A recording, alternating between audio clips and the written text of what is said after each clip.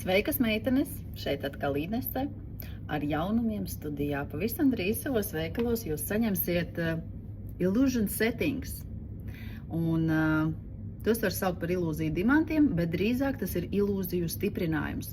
Un to ir izgudrojusi francūzis 19. gadsimta sākumā, franču juvelieris Oskars Masins. Jā, viņš izdomāja, ka var iestiprināt mazu dimantu, apkārt uzlikt zelta ietvaru un uztaisīt gravējumu, kas atstaro dimantu. Tādā veidā attālināti, ja jums šķitīs, ka tur ir lielāki dimanti iekšā. Jā, jums būs ļoti skaista kolekcija, klasiskā, ar ovāliem safīriem un smaragdiem.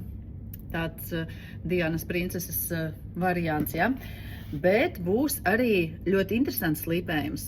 Sen nav manīts tāds mūsu tīklā, tas saucās marķīzes slīpējums. Smaragdi un safīri.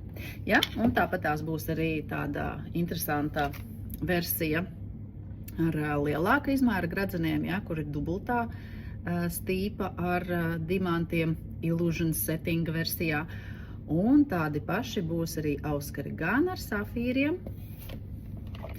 gan ar smaragdiem. Tā kā, lūk, būs jums atkal jaunumi.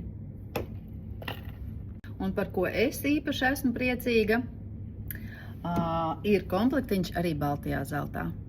Jā, tātad marķīzes, safīra vai smaragda slīpējums un apkārt Illusion ietvara dimanti baltajā zeltā. Brīnišķīga dāvana svētkos.